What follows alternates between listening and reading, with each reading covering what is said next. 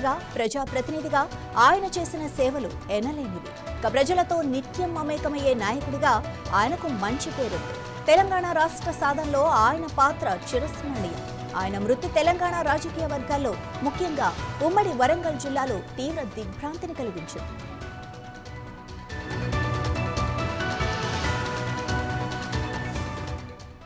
పెద్ది సుదర్శన్ రెడ్డి హనుమకొండలో ఉన్నప్పుడు ఆయనకు తీవ్ర ఛాతీ నొప్పి వచ్చింది. వెంటనే అక్కడి రోహిణి ఆసుపత్రికి తరలించారు. వైద్యులు సిపిఆర్ చేసి ఆయన పరిస్థితిని కొంతవరకు స్థిరీకరించారు. ఆ తర్వాత మెరుగైన చికిత్స కోసం సికింద్రాబాద్లోని యశోద ఆసుపత్రికి తరలించారు. అక్కడ ఆయనకు వెంటిలేటర్పై చికిత్స అందించారు. ఆయనకు ఊపిరితిత్తులకు సంబంధించిన సమస్య ఉందని బీఆర్ఎస్ అగ్రనేత, మాజీ మంత్రి హరీష్ రావు తెలిపారు. ఊపిరితిత్తుల నుండి గుండెకు రక్తాన్ని తీసుకెళ్లే నాళంలో అడ్డంకి ఏర్పడిందని, ఇది మందులు తీసుకోకపోవడం వల్ల హిమోగ్లోబిన్ స్థాయిలు పెరగటం వల్లే జరిగిందని వివరించారు. ఆక్సిజన్ అందకపోవడం వల్ల మెదడుకు కూడా నష్టం వాటిల్లినట్లు వైద్యులు తెలిపారు. 5 రోజుల చికిత్స అనంతరం ఆయన ఆరోగ్యం విషమించి కన్నుమూశారు.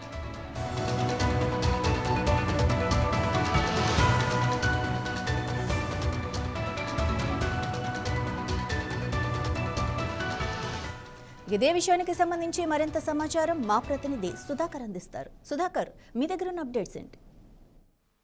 Thank you Madhavi.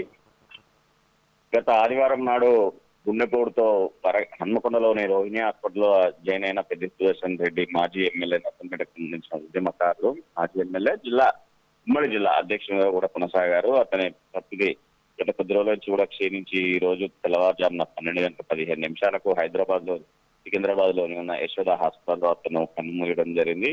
అతని పైన ఉన్న అతనికి సంతాపం కూడా మొత్తం రాష్ట్ర ముఖ్యంగా మాజీ ముఖ్యమంత్రి కేసీఆర్ తో పాటు రాష్ట్ర మాజీ మంత్రులు కూడా బీఆర్ఎస్ శ్రేణులు కూడా పెద్ద ఎత్తున కూడా ఈ రోజు నర్సంపేటకు తరలిరానున్నారని చెప్పుకోవచ్చు. ఎందుకంటే గత కొద్ది సంవత్సరాల క్రితం కూడా అతను ఎంతో ఉద్యమకారంగా ఉద్యమ నేపథ్యంతో పాటు అతను అంచెలంచెలుగా ఎదిగి ఒక చిన్న స్థాయి కార్యకర్త నుంచి ఒక ఎమ్మెల్యే స్థాయి వరకు ఎదగడం జరిగింది. అతని పైన ఉన్న అభిమానంతో పాటు ఇటు పెద్ద ఎత్తున కూడా నర్సంపేట గురించి కానీ ఇటు ఉమ్మడి జిల్లా వ్యాప్తంగా కూడా పెద్ద ఎత్తున కూడా కార్యకర్తలు తరలి వచ్చి అతనికి నివాళులు అర్పించనున్నారు. ఈ రోజు ఇప్పుడు మరి కాసేపట్లో హన్మకొండ తీసుకొస్తారు. హన్మకొండ అమరుల స్తూపం వద్ద అతనికి నివాళులు అర్పించిన తర్వాత అక్కడ నుంచి గిన్నెబాయికి వెళ్తారు.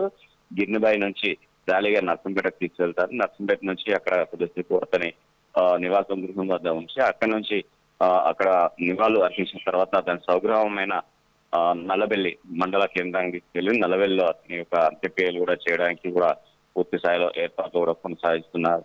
పూర్తి స్థాయి ఏర్పాట్లు కూడా చేశారని చెప్తున్నారు. అతనికి మాజీ ఎమ్మెల్యే కాబట్టి అతను చేసిన సేవలను ఇప్పుడు నర్సంపేట నియోజకవర్గానికి సంబంధించిన ప్రజలు కూడా ఎవరు చిరస్థాయిగా ఉండే మర్చిపోలేని పరిస్థితి ఉంది అని చెప్పుకోవచ్చు. ఎందుకంటే అతను ఎన్నో సేవా కార్యక్రమాలు కాకుండా నర్సంపేట అభివృద్ధి బాటలో కూడా అతని యొక్క అడుగులు అతని యొక్క సహకారాలు ఉన్నాయని చెప్పేసి నర్సంపేటకు సంబంధించిన వారు కూడా పెద్ద ఎత్తున కూడా చెప్పుకోవడం జరుగుతుంది. ఎందుకంటే పెద్ది సుదర్శన్ రెడ్డి ఉద్యమం నుంచి చివరి శ్వాస వరకు కూడా గులాబీ జెండా నీడలో పార్టీ అడుగు జాడలో నడిచినట్టు పెద్ది అంటూ పోరాటంతో పాటు ఇటు నియోజకవర్గం అభివృద్ధిలోనూ తనకంటూ తిరగని ముద్ర వేస్తున్నారని తెలుస్తున్నారు. పార్టీ పట్ల అత్యంత విధేయంగా పనిచేసిన పెద్ది సుదర్శన్ రెడ్డి మరణం పార్టీకి తీరని లోటు అని చెప్పి కేసీఆర్ ఆవేదన కూడా వ్యక్తం చేశారు.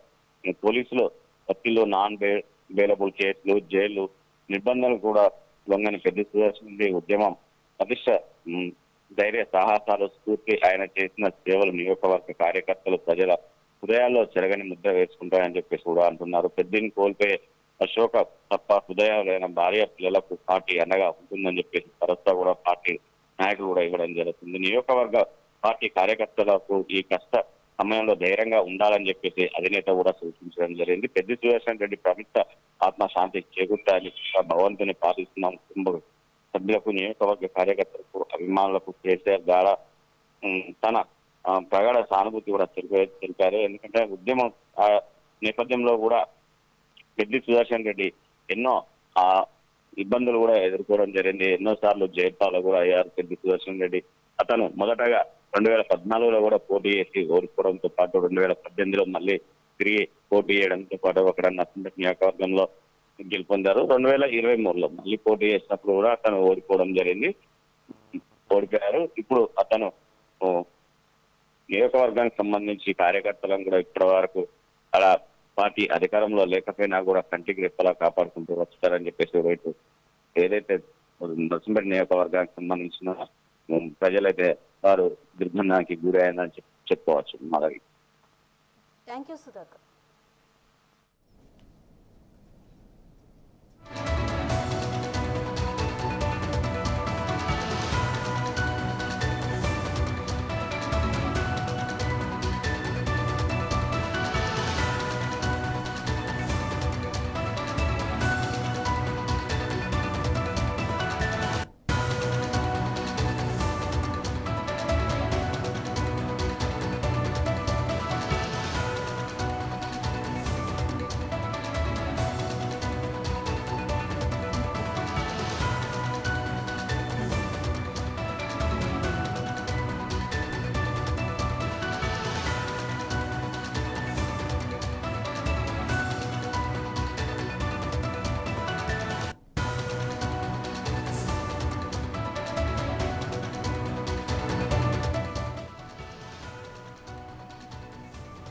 బీఆర్ఎస్ సీనియర్ నాయకుడు నర్సంపేట మాజీ ఎమ్మెల్యే పెద్ది సుదర్శన్ రెడ్డి గురువారం అర్ధరాత్రి ఒక ప్రైవేట్ ఆసుపత్రిలో తుది శ్వాస విడిచారు. ఆయన వయసు 52 సంవత్సరాలు. 26వ తేదీన గుండెపోటు రావడంతో గత కొద్ది రోజులుగా ఆసుపత్రిలో చికిత్స పొందుతున్న ఆయన సికింద్రాబాద్లోని యశోద ఆసుపత్రిలో కన్నుమూశారు. ఆయన చనిపోయినట్లు యశోద ఆసుపత్రి డాక్టర్లు గురువారం అర్ధరాత్రి 12:51 ప్రకటించారు. ఆయన పార్థివ దేహాన్ని హైదరాబాద్ నుండి స్వగ్రామమైన వరంగల్ జిల్లా నల్లబెల్లికి తరలించారు. ఈరోజు సాయంత్రం 4 గంటలకు ఆయన అంత్యక్రియలు జరిగే అవకాశం కూడా ఉంది.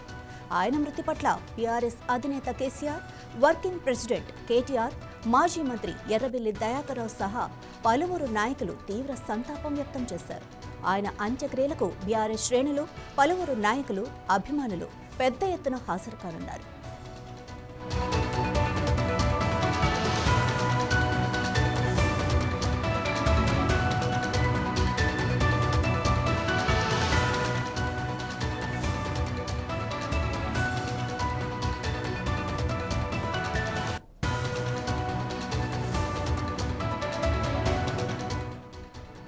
పెద్ది సుదర్శన్ రెడ్డి తెలంగాణ ఉద్యమంలో కీలక పాత్ర పోషించారు. 2018 నుండి 2023 వరకు నర్సంపేట ఎమ్మెల్యేగా సేవలందించారు. తెలంగాణ పౌర సరఫరాల సంస్థ మాజీ చైర్మన్గా కూడా బాధ్యతలు నిర్వర్తించారు. పెద్ది సుదర్శన్ రెడ్డి మరణం తెలంగాణ రాజకీయాల్లో ఒక తీరని లోటు. ఉద్యమ నాయకుడిగా, ప్రజా ప్రతినిధిగా ఆయన చేసిన సేవలు ఎనలేనివి.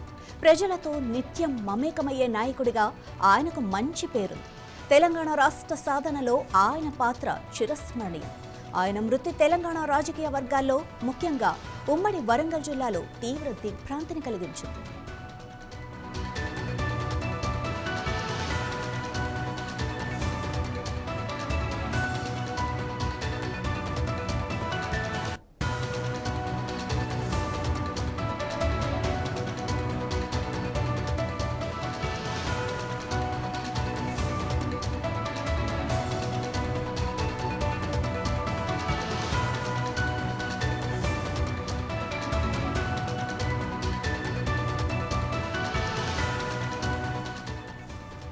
పెద్ది సుదర్శన్ రెడ్డి హనుమకొండలో ఉన్నప్పుడు ఆయనకు తీవ్ర ఛాతీ నొప్పి వచ్చింది. వెంటనే అక్కడి రోహిణి ఆసుపత్రికి తరలించారు. వైద్యులు సిపిఆర్ చేసి ఆయన పరిస్థితిని కొంతవరకు స్థిరీకరించారు. ఆ తర్వాత మెరుగైన చికిత్స కోసం సికింద్రాబాద్లోని యశోద ఆసుపత్రికి తరలించారు. అక్కడ ఆయనకు వెంటిలేటర్పై చికిత్స అందించారు. ఆయన ఊపిరితిత్తులకు సంబంధించిన సమస్య ఉందని బీఆర్ఎస్ అగ్రనేత, మాజీ మంత్రి హరీష్ రావు తెలిపారు. ఊపిరితిత్తుల నుండి గుండెకు రక్తాన్ని తీసుకెళ్లే రక్తనాళంలో అడ్డంకి ఏర్పడిందని, ఇది మందులు తీసుకోకపోవటం వల్ల హిమోగ్లోబిన్ స్థాయిలు పెరగటం వల్లే జరిగిందని వివరించారు. ఆక్సిజన్ అందకపోవటం వల్ల మెదడుకు కూడా నష్టం వాటిల్లినట్లు వైద్యులు తెలిపారు. 5 రోజుల చికిత్స అనంతరం ఆయన ఆరోగ్యం విషమించి కన్నుమూశారు.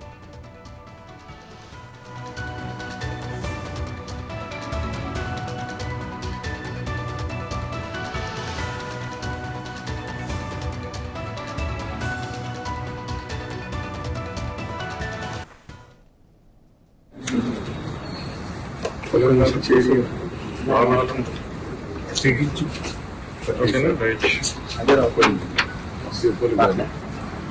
అప్పటి పోరాటంలో ఎన్నో ఇబ్బందులు ఉంటుంది.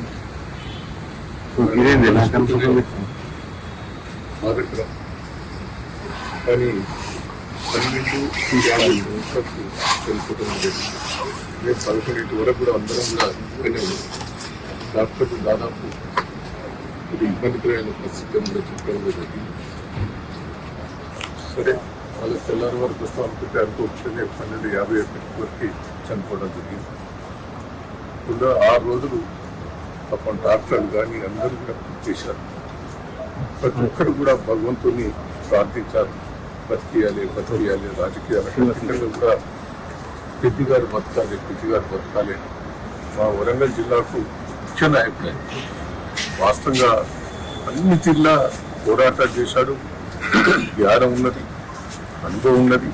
ఆ నర్సంపేటను వరంగల్ డెవలప్మెంట్ కూడా ప్రముఖ పాత్ర ఉన్నది. తన పోవటం ప్రతి ఒక్కరు బాధపడుతుంది. అందరి బాధకరం. ఎందుకంటే కొన్ని చిన్న సంఘటనలు జరగవచ్చు, కొన్ని ఇబ్బందికరమైన సంఘటనలు చేసిండారు. ఇప్పుడు సరే చనిపోయినప్పుడు చెప్పడం కాదు, గన్మెన్ తీసేయటం అది తీసేయటం. ఎందుకంటే గన్మెన్ ఉంటే మందులు టైంకి ఇచ్చేది, ఎంబడిపడి మీకు ఆరోగ్యం మంచిగా లేదని వేరే వాళ్ళకి చెప్పేది. కానీ అది చెప్పకుండానే అది కూడా కొంత ఇబ్బందికరమైంది. ఏది ఏమైనా తెలంగాణ కోసం పోరాటాలు చేసింది. తెలంగాణ చేసి ప్రాణాలను తెగించి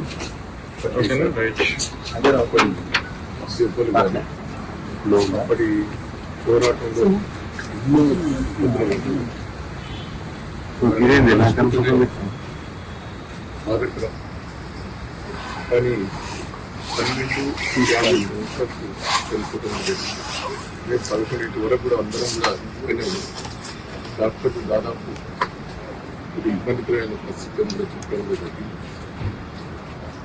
సరే వాళ్ళు తెల్లారి వరకు వస్తాం అనుకుంటే అనుకోవచ్చని 12:51 వరకు చనిపోవడం జరిగింది. ఇప్పుడు 6 రోజులు పాపం డాక్టర్లు కానీ అందరూ కూడా కృషి చేశారు. ప్రతి ఒక్కరు కూడా భగవంతుని ప్రార్థించారు. బతికియాలి రాజకీయాలు కూడా పెద్ది గారు బతకాలి. మా వరంగల్ జిల్లాకు ముఖ్య నాయకుడు ఆయన. వాస్తవంగా అన్ని జిల్లా పోరాటాలు చేశాడు. జ్ఞానం ఉన్నది, అనుభవం ఉన్నది. ఆ నర్సంపేటను వరంగల్ డెవలప్మెంట్ కూడా ప్రముఖ పాత్ర ఉన్నది. తన పోవటం ప్రతి ఒక్కరు బాధపడుతుంది. అందరి బాధకరం. ఎందుకంటే కొన్ని చిన్న సంఘటనలు జరగవచ్చు, కొన్ని ఇబ్బందికరమైన సంఘటనలు చేసిండారు. ఇప్పుడు సరే చనిపోయినప్పుడు చెప్పడం కాదు, గన్మెన్ తీసేయటం అది తీసేయటం. ఎందుకంటే గన్మెన్ ఉంటే మందులు టైంకి ఇచ్చేది, ఎంబడిపడి మీకు ఆరోగ్యం మంచిగా లేదని వేరే వాళ్ళకి చెప్పేది. కానీ అది చెప్పకుండానే అది కూడా కొంత ఇబ్బందికరమైంది. ఏది ఏమైనా